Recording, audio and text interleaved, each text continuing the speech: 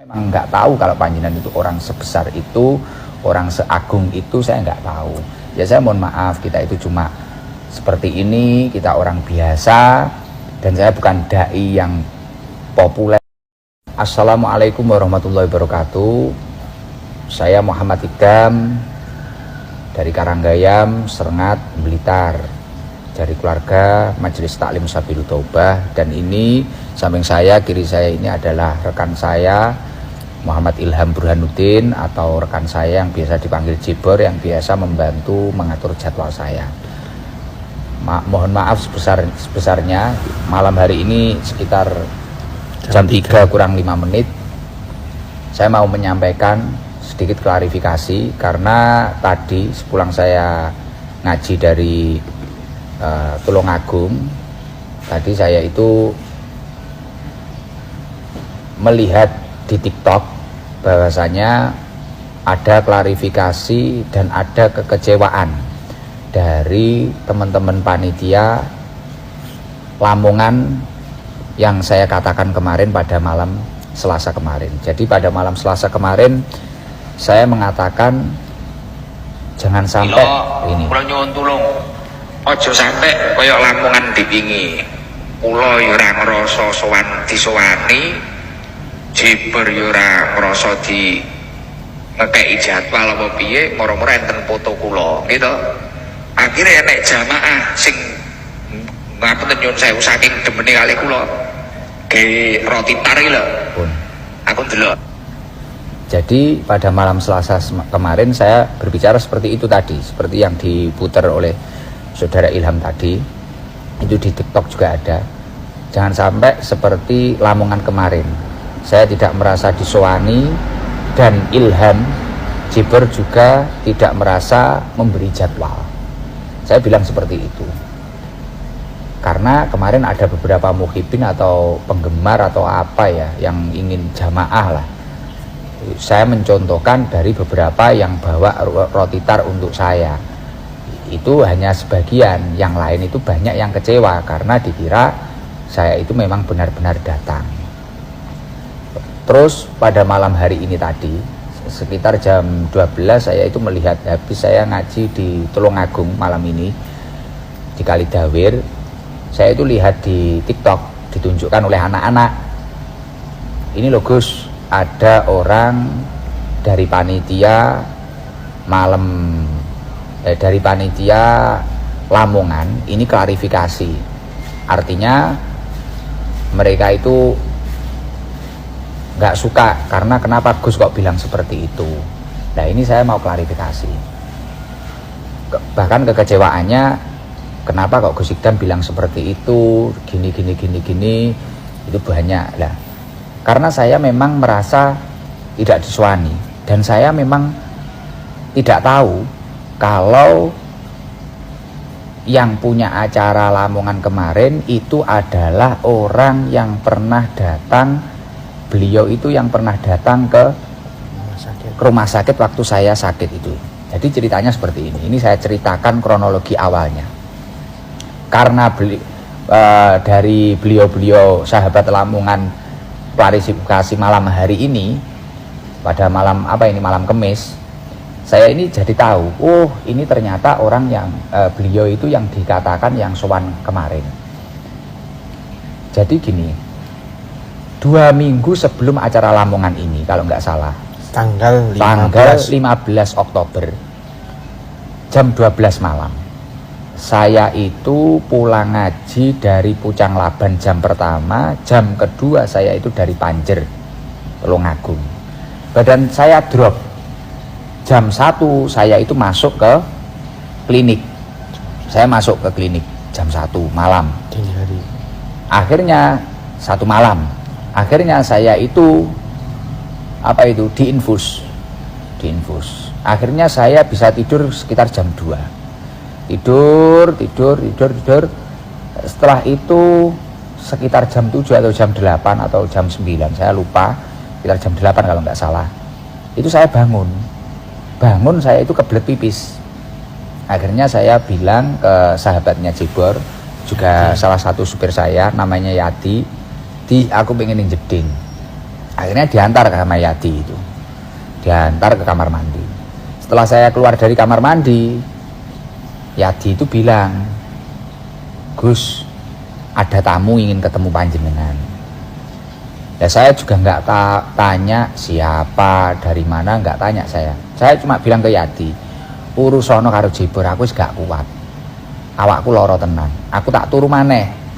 Belum muni ngoten. Akhirnya sama Yadi sama Jibor ini diurus, ketemui. Saya saja Gus, Yadi nunggu jenengan. Oh, Yadi tetap nunggu saya. Ya, setelah itu saya yang keluar di luar kamar. Di luar kamar akhirnya ditemui Jibor. Setelah itu saya juga nggak tahu kejadian apa yang terjadi, saya nggak tahu. Akhirnya saya ngurus kesehatan saya karena malam saya harus ada pengajian lagi dan besoknya saya harus keluar kota. Akhirnya saya gak mikir, gak ngereken dengan keadaan itu. Dan singkat cerita, tiba-tiba setelah 3 hari dari tanggal 15 ini tadi, saya sudah agak lumayan sehat, gitu. Ya. Jibor itu nemui saya bawa undangan. Bawa undangan. Kalau nggak salah itu waktu di mobil, Gus, kemarin ada orang yang sowan Di rumah di sakit. rumah sakit. Tuh. Di rumah sakit ada yang sowan seperti ini. Mengantarkan undangan. Mengantar undangan. Dan bilang matur tengkulo juga. Niku bilangnya gini, untuk Gus Ikdam mohon dijadwalkan ini datang di Lamongan.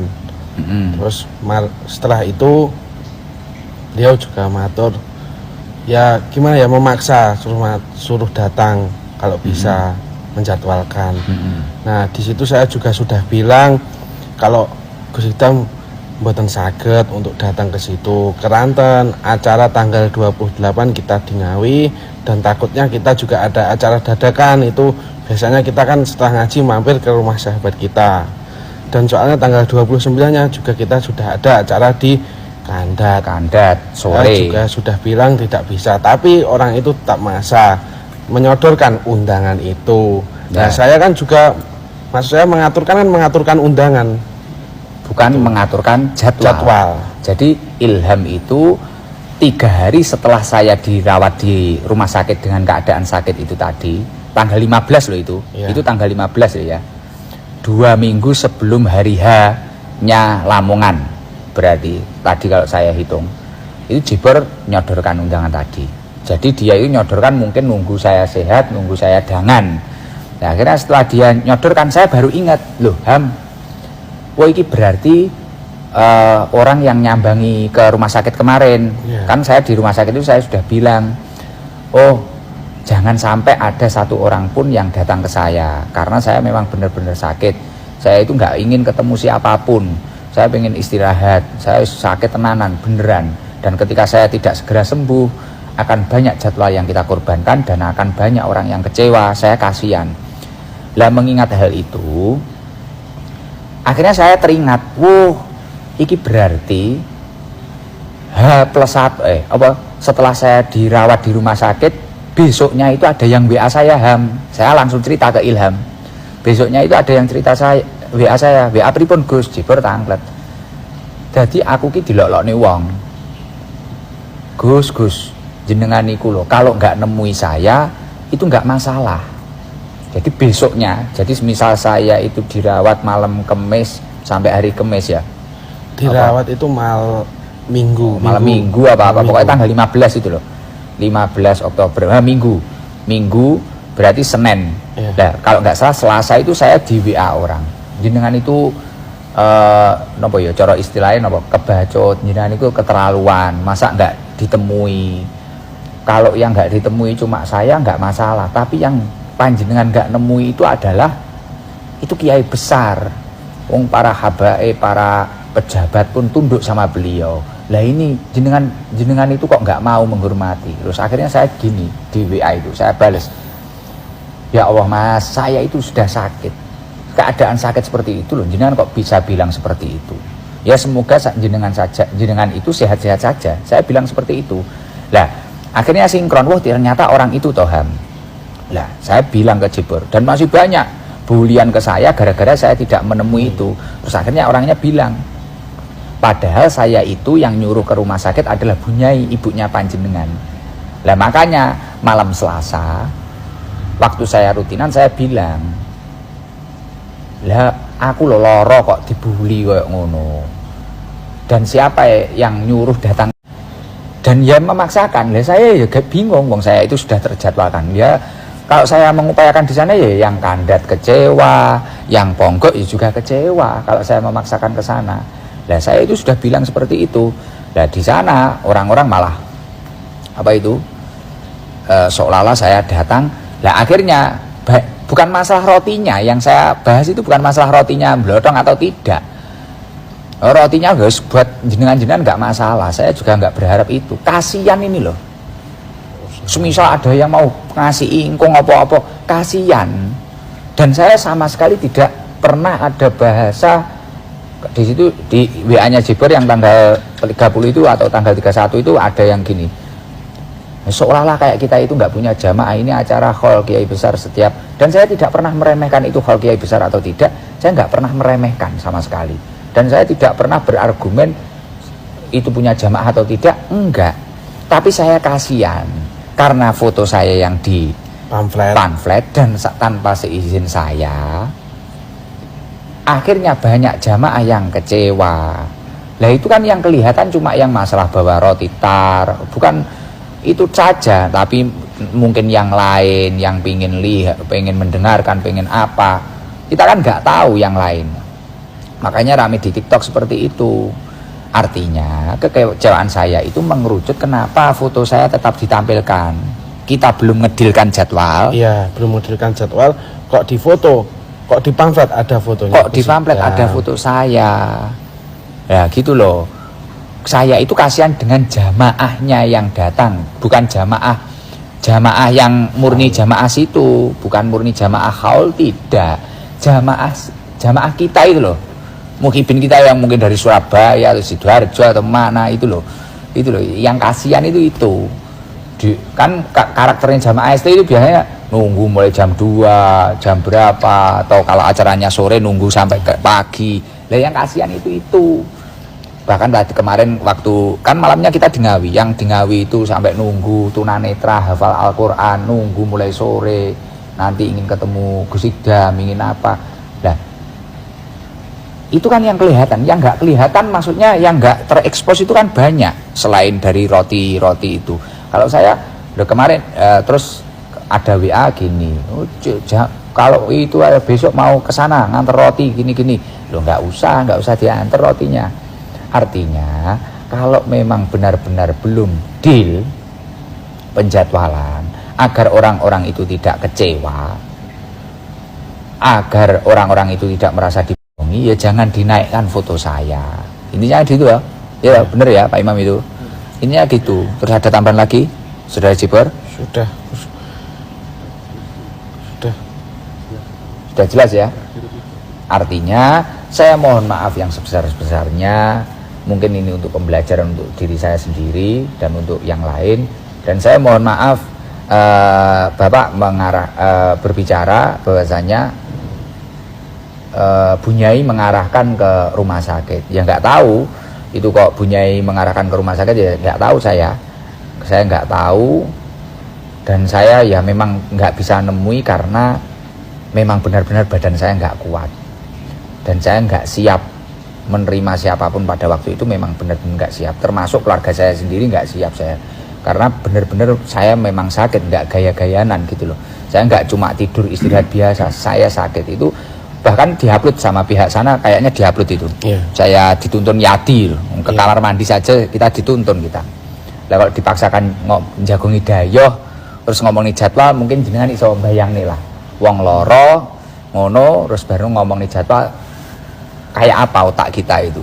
Bukan kok saya nggak menghargai panjenengan itu orang besar. Ya saya mohon maaf. Saya memang nggak tahu kalau panjenengan itu orang sebesar itu, orang seagung itu, saya nggak tahu. Ya saya mohon maaf, kita itu cuma seperti ini, kita orang biasa. Dan saya bukan dai yang populer seperti apa yang panjenengan katakan. Intinya kenapa kok saya malam Selasa kemarin bilang seperti itu, karena saya kecewa kita belum deal belum menjadwalkan. belum Saya juga menjadwalkan kok seperti itu foto saya dinaikkan gitu. Itu yang membuat kita kecewa seperti itu, dan bukan masalah membohongi jamaah haul, tidak, tapi yang kecewa itu jamaah-jamaah yang ingin mengikuti saya, ingin mengikuti kita. Saya mohon maaf yang sebesar-besarnya mungkin untuk para jamaah, untuk keluarga pondok pesantren yang bersangkutan, untuk bapak pengasuh saya mohon maaf. Semoga kejadian ini membawa hikmah yang sangat luar biasa. Saya mohon maaf.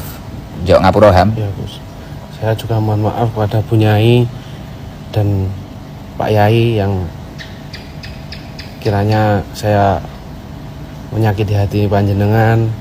Saya mohon maaf yang sebesar-besarnya. Ya mungkin ini bisa untuk pembelajaran yang lain. Saya minta tolong ketika belum ada deadline jadwal, jangan terburu-buru bikin pamflet atau terburu-buru bikin video, karena mengingat jamaah ST memang luar biasa seperti itu. Maksudnya luar biasa, saya tidak merasa jamaah kita itu banyak, itu ya umatnya Rasulullah. Saya nggak tahu, pokoknya saya kalau sehat dia datang gitu saja. Saya cuma kasihan sama teman-teman gitu loh, kasihan sama teman-teman. Makanya kadang ketika saya sakit pun, kadang kalau sudah memang terjadwal, saya berusaha untuk datang walaupun kadang di tangan saya masih ada infus, ada jarum infusnya. Jadi saya mohon maaf untuk keluarga Lamongan, mohon maaf yang sebesar-besarnya. Dan masalah roti tidak usah terlalu diperpanjang, dan masalah Fatihah pun ya tidak usah difatihai kalau memang saya sehat seperti ini. Mohon maaf yang sebesar-besarnya ya. Itu saja. Maaf, mungkin ya. ada yang belum disampaikan apa ya? Mas Beb? Sudah ya? Sudah jelas nggih? Nggih, saya itu dari saya